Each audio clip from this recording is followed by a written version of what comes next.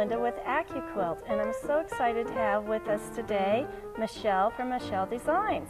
We are wanting to introduce the newest design in the Accuquilt die design line. It's called, Michelle, would you like to introduce it? Coming Up Roses. I'm very excited about it. As you can see, it's a design die of 3 different roses and a little rosebud. And with this die, you will see it includes our two-tone foam, so you know where the exact shapes are when you're laying your fabric on to decrease fabric waste and get an accurate cut. Now the exciting thing with this die is the digitalized embroidery that goes with it.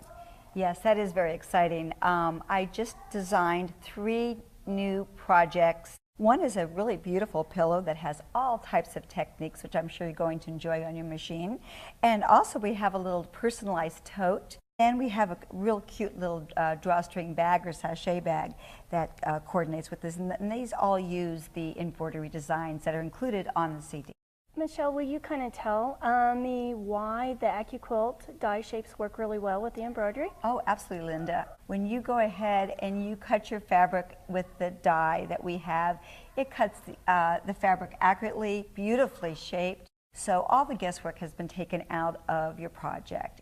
When you're doing the applicate shape and putting in the placement, do you use fusible webbing on the back? Yes, we do. I like to do that. First, what I'll do is I iron the fusible web. I use Fuse and Tear, it's just great, but whatever product you like.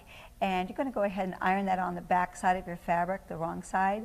And then you're going to go ahead and you're going to place your fabric on the die right side up. You're going to go ahead and cut your flower out. And we know when you're using the fusible webbing on the back, you can cut up to 4 flower shapes at a time.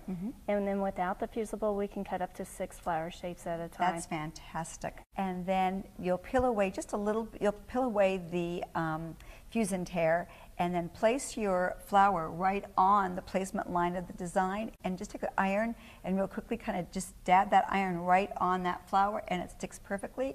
Then you can do your stitch, which is your tack down stitch, and now your rose is placed just exactly where you want it, and it is ready to complete the embroidery. So it's got to cut out a lot of time. It does. In the embroidery step.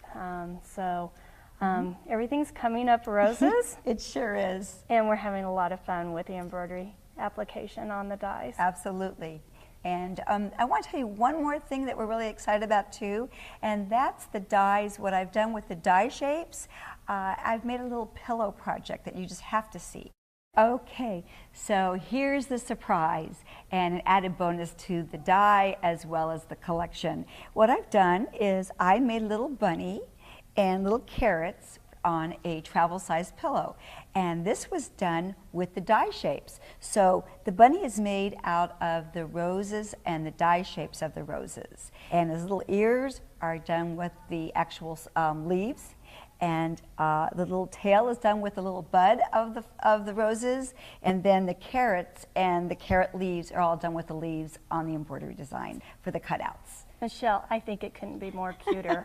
It is just adorable, and how perfect. Thank you. Well, thank you so much for bringing the Coming Up Roses to the Accuquilt die line, and we know at Accuquilt, better cuts make better quilts.